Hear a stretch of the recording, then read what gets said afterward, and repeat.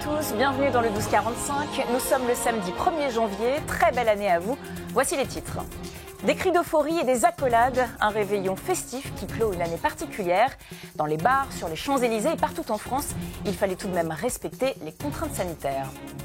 Les vœux d'Emmanuel Macron à la télévision hier soir, ultime vœu avant la nouvelle élection présidentielle. Gestion de la pandémie, bilan de son quinquennat et perspectives pour 2022. Nous reviendrons sur ses principales déclarations dans un instant. Pas d'alcool pendant un mois. Voulez-vous tester la bonne résolution du Dry January ? Pour tenir le coup jusqu'au bout, certains se mettent au vin sans alcool, une boisson étonnante avec de vraies vertus pour la santé. Un légume d'hiver oublié qui revient à la mode, le cardon, vieux cousin de l'artichaut. Très apprécié au Moyen-Âge, typique de la région lyonnaise, il se déguste comme accompagnement de vos plats chauds ou en gratin, démonstration en cuisine aux côtés d'un chef. Et puis on vous emmènera visiter une exposition fascinante, Le monde de Steve McCurry, rétrospective dédiée au célèbre photographe américain. Certains portraits vous seront familiers, des clichés célèbres dont l'artiste nous révélera les dessous. Voilà, la nouvelle année commence et avec elle un désir de nouveau départ. C'est le moment de se jeter à l'eau avec nos projets, nos envies.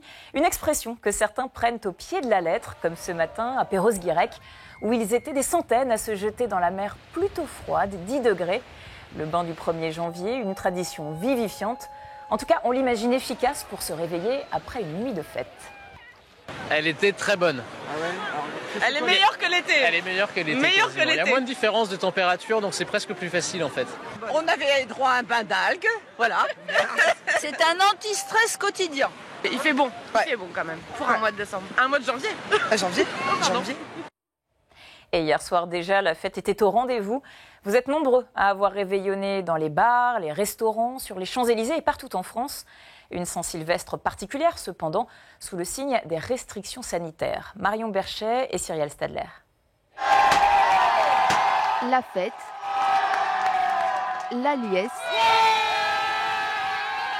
et les traditionnelles embrassades aux 12 coups de minuit, avec malgré tout ce rappel.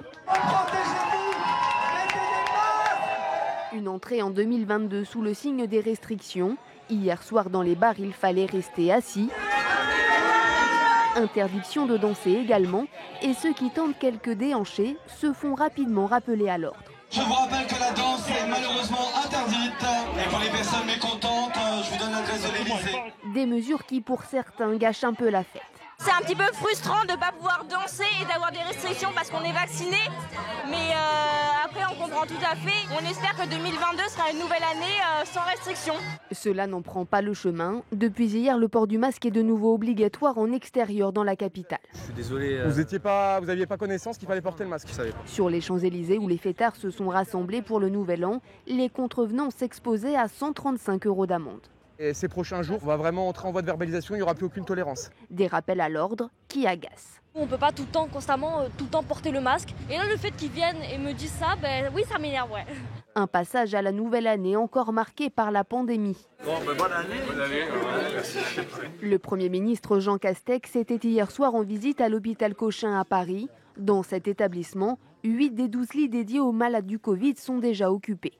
Très symbolique, je le dis pour nos amis, que je sois à minuit au moment où on passe le cap du Nouvel An dans un établissement de santé. Symbolique également la tour Eiffel en bleu hier soir devant des milliers de curieux venus immortaliser le moment. Sur la Dame de Fer, les 12 étoiles du drapeau européen pour célébrer le début de la présidence française de l'Union européenne. La présidence française de l'Union européenne qui était l'un des thèmes abordés hier par le chef de l'État dans ses vœux aux Français que vous avez pu suivre en direct sur M6. Même si le Covid était au cœur du discours, Emmanuel Macron a tenu à afficher son optimisme pour 2022. À moins de 4 mois de l'élection présidentielle, ce discours était pour le président sortant un exercice stratégique. Bérénice Lemestre et Melchior Inzi. Pour les derniers vœux de son quinquennat,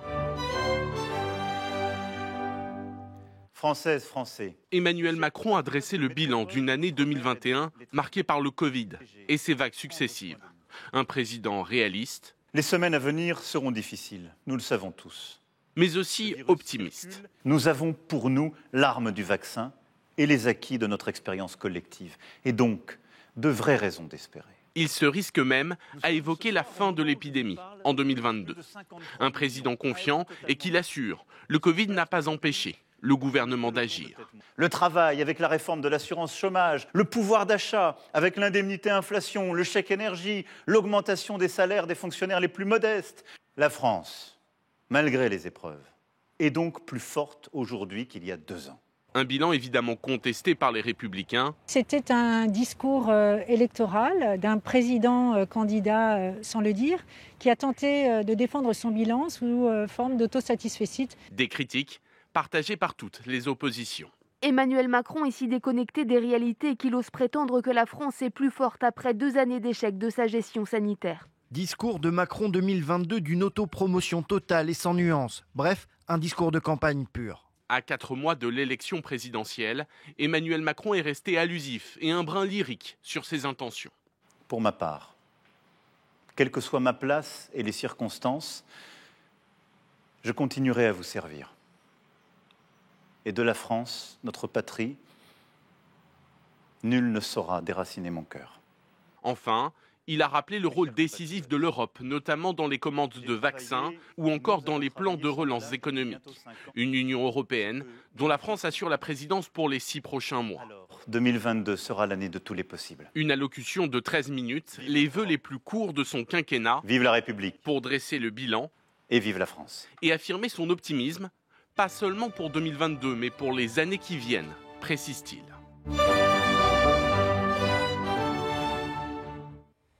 La promotion du Nouvel An de l'Ordre de la Légion d'honneur. Parmi les personnalités distinguées, l'ex-ministre de la Santé, Agnès Buzyn, le président du Conseil scientifique, Jean-François Delfrécy, l'ambassadeur de France en Afghanistan, David Martineau, ou bien encore le chef cuisinier Thierry Marx.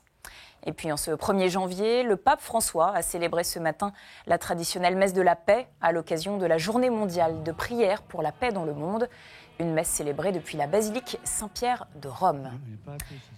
Tour à tour, c'est donc toute la planète qui a basculé en 2022. Plus aucune ville ni pays ne manque à l'appel. De New York à Dubaï, en passant par Athènes, les feux d'artifice et le traditionnel décompte des secondes ont illuminé la nuit. Maxime de la Houplière.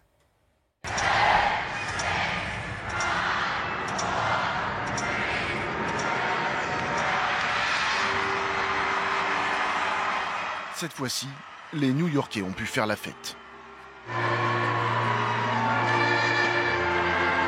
Après l'annulation des festivités pour l'année 2021, plusieurs milliers de personnes se sont rassemblées à Times Square pour accueillir 2022 comme il se doit. 9 heures plus tôt, à Dubaï, les Émiratis pouvaient admirer un spectacle grandiose, mêlant pyrotechnie, son et lumière, avec comme théâtre la Burj Khalifa, la plus grande tour du monde. Pendant ce temps, à Abu Dhabi, David Guetta donnait un concert en live stream pour fêter l'événement.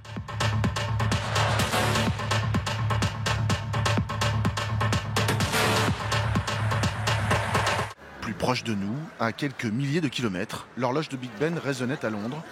En pleine restauration, l'énorme cloche de la tour Elisabeth du Parlement britannique est sortie de son silence pour marquer l'entrée en 2022. À Madrid, la foule s'est rassemblée à la Puerta del Sol avec un seul mot d'ordre, oublier la pandémie le temps d'une soirée. Je veux juste m'amuser. Je suis venue à Madrid pour faire la fête à fond. Enfin, en Grèce, l'acropole d'Athènes a scintillé de 1000 feux. Comme chaque année, il aura fallu 26 heures pour que la planète entière passe en 2022.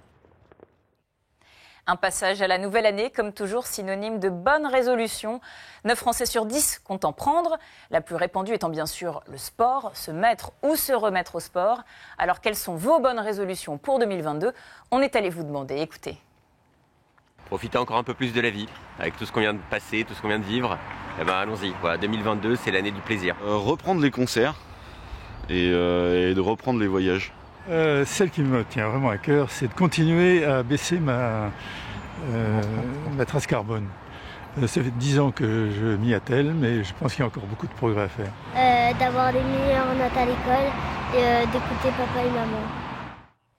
Et puis, autre résolution, certains tenteront de relever le défi du Dry January, littéralement janvier sec en français. La tradition vient du Royaume-Uni et consiste à ne prendre aucune goutte d'alcool pendant 1 mois. Alors, une idée pour tenir jusqu'au bout, le vin sans alcool. Une boisson surprenante, mais qui vaut le détour. Christophe Huette, Lilia Kelfaoui et Eva de Roal. Bonjour madame, aimeriez-vous tester un vin pétillant sans alcool? Sans alcool volontiers, je suis très curieuse. Dans le verre que sert Constance, un chardonnay désalcoolisé, bio et vegan. Et sur son stand, elle n'a aucun mal à convaincre de nouveaux adeptes. Il y a vraiment une prise de conscience en ce moment des gens qui veulent prendre soin d'eux en fait. C'est aussi par exemple pour les femmes enceintes, pour les gens au travail qui ont des choses à célébrer pendant la journée. En fait, il y a plein de cas finalement pendant lesquels on ne peut pas toujours boire, mais on a envie de célébrer ensemble des événements. Ce vin sans alcool est le fruit de 2 ans de travail, un jeu de chimiste et la recette surprend. Si je n'avais pas su qu'il n'y avait pas d'alcool, je ne l'aurais peut-être pas deviné de suite. En fait, c'est la finesse, je pense, parce que les boissons sans alcool, on est très habitué à ce qu'elles soient très sucrées. Prix de la bouteille, 29 €. Et l'alternative séduit. 3 mois après sa création, la marque en a déjà vendu 30 000. Changement de décor. Dans cette exploitation naissent de nombreuses boissons sans alcool, champagne, bière et l'incontournable vin. D'ailleurs, selon ce sommelier, c'est la boisson de substitution parfaite. Le gros avantage, c'est qu'on est sur un pH qui correspond au pH qu'on a dans le vin, sur une acidité similaire aussi. Et ça permet surtout de faire des alliances avec les plats, ce qui n'était pas toujours le cas avec les boissons type soda, boissons sucrées que l'on trouve dans le commerce ou les jus de fruits. On a désormais un moyen de trouver l'ivresse sans alcool. Penchons-nous maintenant sur les bienfaits d'un Dry January. Une détoxification du corps, une perte de poids, une amélioration du sommeil, une baisse des triglycérides et de la tension artérielle, une peau plus nette, la fonction de l'estomac aussi de meilleure qualité avec moins d'acidité et de brûlure gastrique. Santé, relations sociales, finalement, l'objectif de ce mois sans alcool n'est pas d'arrêter définitivement, mais plutôt s'interroger sur sa consommation. À l'étranger, les images impressionnantes des inondations dans l'archipel portugais des Açores. Des pluies torrentielles ont provoqué d'importantes coulées de boue, emportant les véhicules et générant des dégâts dans de nombreuses habitations. Une quinzaine de personnes ont dû être évacuées. Et autre vision saisissante aux États-Unis cette fois, celle des dégâts causés par les incendies au Colorado. Au moins 500 maisons ont été détruites et des dizaines de milliers de personnes évacuées. Aucun mort à déplorer. Les incendies ont traversé plusieurs villes du Colorado et dévasté des quartiers entiers. Mais l'arrivée de la neige a permis d'aider à étouffer les dernières braises. En Afrique du Sud, les obsèques de Desmond Tutu, l'archevêque anglican, prix Nobel de la paix en 1984 et figure de la lutte contre l'apartheid. Elles ont eu lieu à la cathédrale Saint-Georges du Cap, en présence notamment de sa femme. Un cercueil en bois de pin pour des obsèques en toute sobriété, comme le souhaitait Desmond Tutu. Après une incinération privée, ses cendres seront inhumées. Allez, retour en France. Malgré le contexte sanitaire, les vacanciers sont au rendez-vous dans les stations de ski. Et la Plagne, en Savoie, espère tirer son épingle du jeu face à la concurrence. Après quasiment 2 ans à l'arrêt, nous avons suivi la réouverture des établissements de la station au grand soulagement des professionnels et des amateurs de vitesse.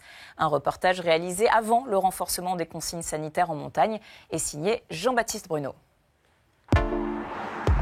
Si la nuit vient de tomber sur la Plagne, pour Sébastien, c'est enfin le bout du tunnel. Eh bien là, on va visiter une chambre qui n'a pas été occupée depuis plus d'1 an et demi. Un soulagement pour le directeur de cet hôtel de 79 chambres, fermé depuis 19 mois. À quelques heures du début de la saison, le stress monte. Est-ce qu'on a tout bien fait? Est-ce qu'on se souvient bien de tout faire pour bien accueillir nos clients? On va voir, c'est vraiment de l'excitation en ce moment. Une excitation qui, en cette mi-décembre, gagne toute la station. Avec la réouverture des remontées mécaniques fermées depuis mars 2020, ce sont des milliers de skieurs qui sont attendus à la Plagne cet hiver. Hôteliers, restaurateurs, saisonniers, c'est toute une économie qui reprend vie à 1800 mètres d'altitude, entre le massif de la Vanoise et le Mont Blanc. Est-ce qu'on peut baisser la musique s'il vous plaît? Merci beaucoup. Nous retrouvons Sébastien qui, en cette veille du jour J, a souhaité s'adresser aux 45 saisonniers qu'il a recrutés. Bonsoir à tous, bienvenue. Merci déjà d'être là. On va enfin pouvoir faire une saison d'hiver complète et sympa, enfin complète on espère. Des saisonniers rémunérés au SMIC mais logés et nourris gratuitement par l'hôtel, ce qui donne du poids à ces différents messages. Si vous êtes en retard, si ça ne va pas, si vous êtes feignant, si vous ne faites pas votre travail, je fais mon travail de directeur en me disant « Je suis désolé, c'est terminé, on va prendre quelqu'un d'autre ». Si vous, un jour, vous voulez me faire rêver, ce qui me ferait le plus plaisir au monde, c'est que les 45 on est là, on finisse avec la saison avec 45. Un cas de figure qui n'est jamais encore arrivé depuis qu'il est en poste. On a toujours eu 2-3 départs au minimum, des fois une vingtaine, la moitié. J'ai passé entre 300 et 350 appels pour avoir 45 employés, pour essayer d'avoir les meilleurs, ceux qui correspondaient le mieux à ce que j'attends, j'espère. Héloïse sera responsable du club enfant et elle approuve les consignes de son patron. Je trouve ça normal parce qu'après, si on a trop de liberté, on va s'empiéter un petit peu les uns sur les autres. Donc c'est bien d'avoir quand même un cadre. Une fois le cadre posé, vous êtes prêts pour les applaudir bien fort ? Place à la détente et à la danse qui accompagnera les vacanciers tout l'hiver.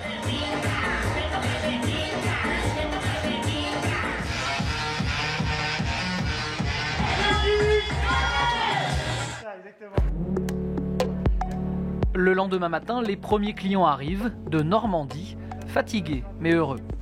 Les enfants sont contents, on va faire un peu de ski, de la luge. Au même moment, sur les pistes, d'autres n'ont pas perdu de temps et ont déjà chaussé les skis, une première depuis 2 ans. Allez, on monte et après on monte. Venue de Clermont-Ferrand avec sa famille, Karine apprécie la vue depuis le télésiège et confie son émotion d'un retour au sport d'hiver. On retrouve un peu de sensation, la neige, de la glisse depuis 2 ans, c'est cool. Au sommet, Anouk et Arthur, les 2 enfants du couple, sont les premiers à s'élancer. La piste bleue est dévalée à pleine vitesse. Avec 425 km de piste, le domaine skiable de la Plagne offre un beau terrain de jeu, mais la station a un autre atout, unique en France, pour attirer les touristes.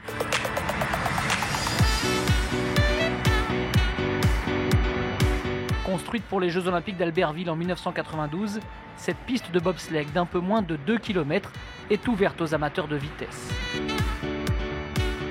À l'arrivée, sensation garantie après une descente à 80 km/h. Je refais pas, c'était extraordinaire, mais un breton là-dessus, là, c'était quelque chose. De 48 € par personne pour le bobsleigh raft jusqu'à 122 € pour la luge individuelle, l'activité est très rentable pour la station.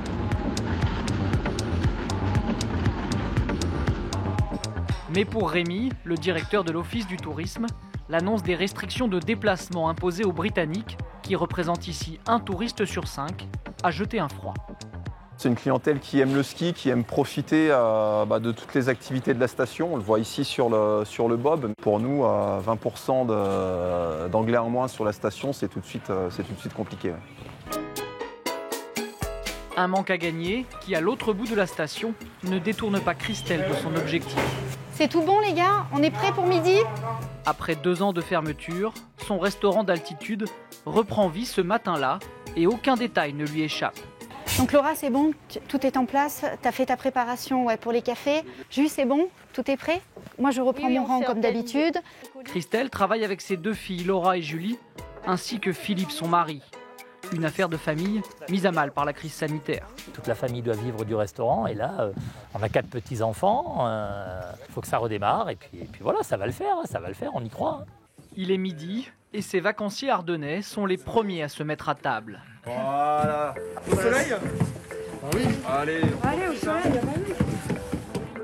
Ils ont droit à toutes les attentions. Alors, ces premières descentes, ça s'est bien passé ? Un déjeuner au soleil qui fait rejaillir des sensations oubliées. C'est un rituel. C'est un rituel qu'on avait perdu et qu'on retrouve avec plaisir, avec bonheur.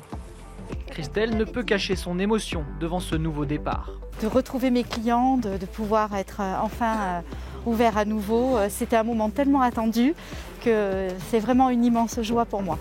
Elle espérait servir au moins 120 couverts ce jour-là. Bonjour. Bonjour madame. Et ce sont finalement 200 clients qui ont profité d'une pause déjeuner dans un cadre exceptionnel. C'est une discipline qui fera son entrée aux Jeux Olympiques en 2024, le breakdance. Un sport très impressionnant mais pas encore très connu. Pendant les vacances de Noël, des breakdancers parcourent l'Île-de-France pour faire découvrir leur discipline aux jeunes. Mélodie Sforza et Nicolas El Andalousi. Il se pratique dans la rue ou dans les lieux publics, mais si le breakdance semble pouvoir se faire une place partout, il est encore méconnu. il y a des gens qui disent ouais c'est pas un sport ou ça peut être aussi vu comme un sport de filles parce que quand je dis je fais de la danse, il y en a qui disent c'est un sport de filles et il y a aussi le côté rue garçon, du coup c'est un peu critiqué. À 3 ans de sa première Olympiade, la discipline cherche à se faire connaître. Grâce au projet Et toi en 2024, ces jeunes boxeurs d'Aulnay-sous-Bois ont pu découvrir le breakdance, encadrés par d'anciens champions. Moi je connaissais déjà un peu, mais sinon j'ai pu découvrir de nouvelles figures et de nouveaux pas. On a découvert de nouvelles personnes et puis on a appris à s'ouvrir sans se douter du regard des autres ou quoi. Vice-champion du monde de breakdance en 2004, Yves Landu est prêt à tout pour casser l'image négative de sa discipline de cœur. Un sport à part entière qui requiert des qualités physiques et techniques. C'est un sport vachement athlétique, le breakdance, parce qu'il y a beaucoup de figures acrobatiques, on transpire beaucoup. Avoir le corps gainé H24, c'est pas donné à tout le monde. Et ça équivaut à la gymnastique. En France, le breakdance ne compte qu'environ 5000 licenciés. Pour cette petite communauté, les JO, c'est un rêve, mais surtout l'opportunité d'installer durablement la discipline dans le patrimoine sportif mondial. C'est quand même l'événement numéro 1 mondial. Et ça va peut-être aussi faire découvrir à des gens qui n'auraient peut-être pas eu l'idée d'aller pratiquer ou même de découvrir. Là, voilà, plus personne n'aura l'excuse de dire « je ne connais pas ». Les épreuves auront lieu à Paris, sur la place de la Concorde, en bas des Champs-Élysées. Un bel écrin pour s'ouvrir au monde entier. Il fait partie de ces légumes anciens et un peu oubliés qui reviennent au goût du jour. Le cardon, aussi appelé artichaut sauvage, est un légume d'hiver typique de la région Rhône-Alpes. Récolté jusqu'au début de l'hiver, il se déguste en gratin ou comme accompagnement d'un plat en sauce, idéal pour les tables de fête. Ophélie Boussadoun et Maureen Bajac. Au cœur du massif des Voirons, pousse un légume très apprécié au Moyen-Âge, mais oublié aujourd'hui. Pourtant, derrière ces branches épineuses se cache un produit unique de la région. Il coupe la motte, ensuite il enlève les branches du départ qui sont pas consommables pour récupérer que le cœur. Et là on retrouve un cardon bien tendre.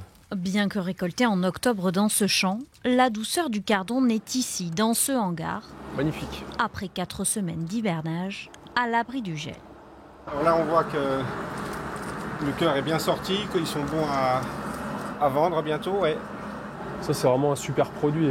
Moi j'adore l'utiliser pour les fêtes, les gens ils attendent ce produit-là. Le goût lui se rapproche de l'artichaut, une saveur inattendue, devenue un incontournable à la carte de ce chef.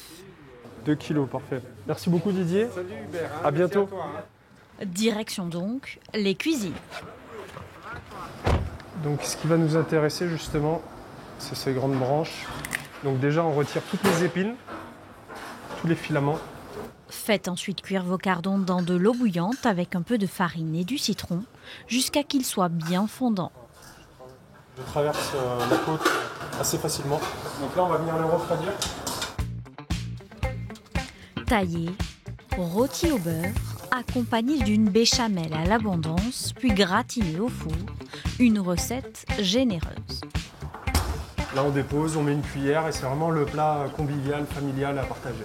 En gratin, à la persillade ou pour accompagner en plat en sauce, le cardon revient à la carte pour les fêtes et se déguste jusqu'au mois de mars. Une exposition fascinante à présent, le monde de Steve McCurry au musée Mayol à Paris. C'est la rétrospective la plus complète jamais dédiée au célèbre photographe américain. Pakistan, Inde, Afghanistan, sa série de portraits ont marqué les esprits. L'artiste nous fait lui-même la visite et nous révèle les secrets de ses plus célèbres clichés. Olivia Schmoll et Esther Abitbol. De l'Afghanistan à l'Inde, en passant par l'Asie du Sud-Est et les États-Unis, c'est à travers ces 150 photographies que Steve McCurry nous plonge au cœur des conflits, des cultures, mais également d'événements contemporains comme le 11 septembre 2001. J'étais chez moi. J'ai eu un appel de mon assistante qui me disait que les 2 tours du World Trade Center étaient en train de brûler. Ça a probablement été le pire événement de ma vie dont j'ai été témoin. Mais l'un des clichés les plus célèbres du photographe, c'est celui-ci. La fille afghane aux yeux verts avait ému le monde entier. Sa première rencontre avec Sharbat Ghula, c'était en 1984. Là, c'est elle, la plus âgée. Et là, c'est quand elle avait 11 ou 12 ans. C'est une réfugiée que j'ai rencontrée au Pakistan dans une école pour filles. C'était à l'époque où il y avait 2 millions de réfugiés au Pakistan. Au cours de ses 40 années de carrière, Steve McCurry a eu le temps de voyager dans de nombreux pays, dont l'Afghanistan, qui l'a particulièrement marqué. Pour y être allé, je pense que c'est une de mes destinations préférées. J'y ai appris leurs coutumes et leurs histoires. Pour la photographie, c'était très enrichissant.